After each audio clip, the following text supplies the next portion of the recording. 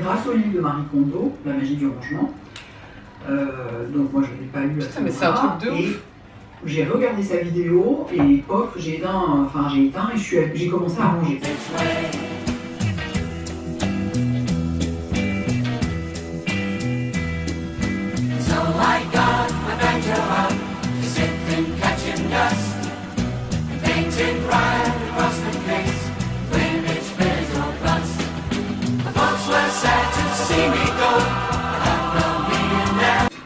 Ici, avant, c'était uniquement des glosses et des rouges à lèvres et c'était complètement bourré.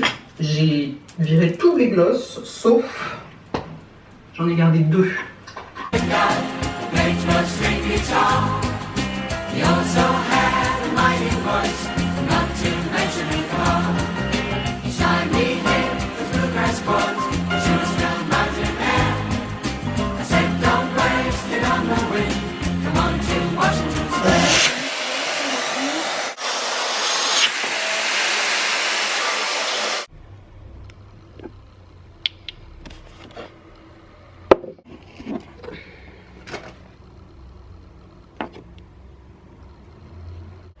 Salut à tous et bienvenue dans un épisode de Psychanalyste en appartement, par exemple. J'ai décidé de faire un rangement en profondeur, c'est-à-dire pas un rangement superficiel, genre tiens aujourd'hui si je rangeais un peu, parce que je me suis aperçue que quand je faisais ça, c'était le bordel au bout de 2 heures.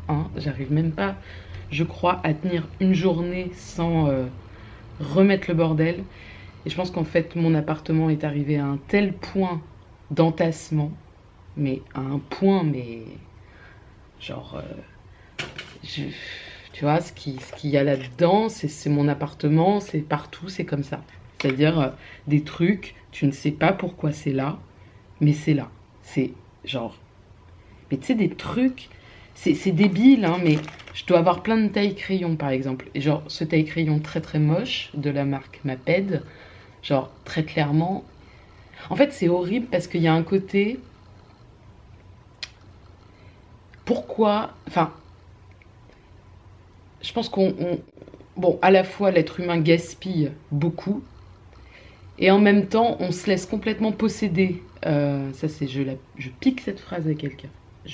On se laisse posséder par les objets parce que je pense aussi qu'il y a une culpabilité énorme à balancer des trucs, quoi. Parce que, alors que, bon, au final, c'est du plastique. Après, je sais pas si c'est recyclable. Mais on s'en fout parce que, je veux dire, que je le jette ou que je le laisse chez moi, quoi qu'il arrive, un jour, il va se retrouver à la poubelle. Parce que je peux le garder chez moi jusqu'à ma mort.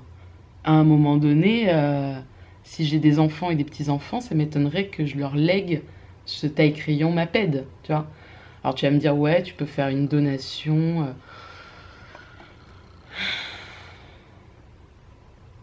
Genre pour les gens qui n'ont pas de quoi s'acheter des fournitures scolaires. Mais c'est genre, je le fais pas, quoi. Est-ce que je vais le faire? Le plume, je me demande même pourquoi, à un moment dans les déménagements, ça s'est retrouvé à déménager. Enfin, c'est fou, hein. À un moment, c'est fou. Je voudrais te parler aussi d'une théorie incroyable, qui est la théorie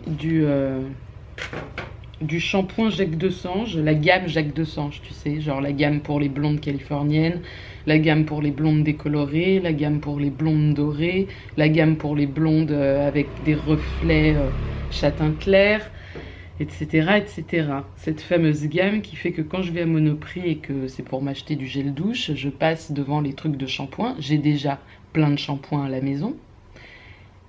Et je passe devant la nouvelle gamme Jacques Desange et je me dis, waouh, elle a l'air trop bien. Alors que j'ai déjà des shampoings Jacques Desange chez moi et que j'ai déjà des shampoings Jacques Desange, surtout que je n'utilise pas parce que c'est de la merde. Pourquoi je fais ça? J'ai arrêté.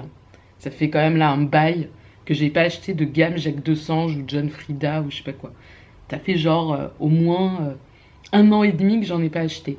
Néanmoins, j'en ai pas racheté depuis 1 an et demi. Mais les anciennes gammes que j'ai achetées et que je n'ai finalement utilisées, chacune, allez, au maximum 5-6 fois, sont toujours dans ma salle de bain. Parce que je pense que j'ai honte de les jeter alors qu'elles n'ont pas été utilisées. Or, je sais également que je ne vais pas les utiliser. Et plus le temps passe et plus elles périment de toute façon. Donc je peux même pas les donner. Donc en fait, c'est juste la honte.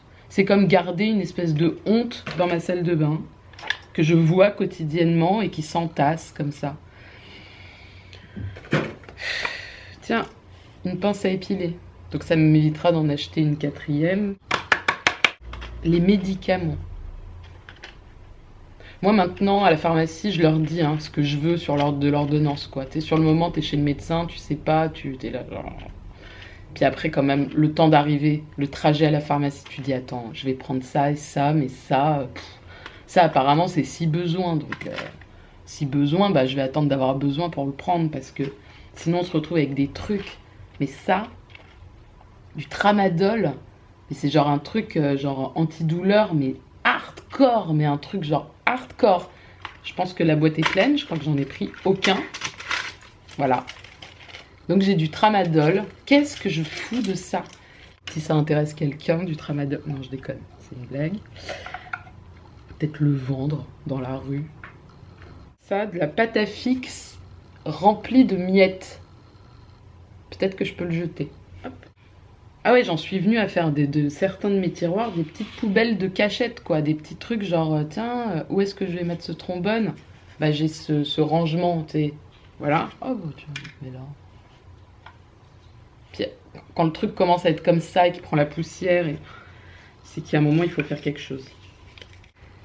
En fait, là, c'est même plus pour gagner de la place et tout, parce que j'ai de la place chez moi, c'est pas le problème, c'est juste que c'est presque angoissant, là. En fait, ça m'angoisse, là. Trop de souvenirs, tue les souvenirs, quoi. Enfin, tu vois même plus, tu te souviens même plus. C'est pareil, dans la cuisine, j'ai un peu peur de ce que je vais trouver, genre des boîtes de conserve. Il y a du sucre. Et là, j'ouvre. Voilà. Je ne sais pas depuis combien de temps c'est là, ni pourquoi, à quel moment je me suis dit que c'était une bonne idée de mettre une tartine grillée dans la boîte à sucre et des miettes.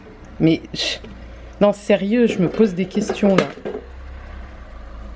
Voilà. Et alors, ça n'a... Voilà, ça peut peut-être faire un pain perdu, je sais pas. Je pense que j'ai un petit problème mental quand même. Aïe. Il y a des gens, c'est au-delà de ça, c'est ce qu'on appelle le syndrome de Diogène en psychiatrie. Donc en général, ça touche quand même plutôt des psychotiques. Et là, c'est au-delà de se laisser envahir, c'est carrément aller récupérer. Déjà, ça concerne aussi un peu les déchets. Bon, moi, des fois, j'ai un peu du mal à... Non, mais ça n'a rien à voir. Diogène, c'est vraiment...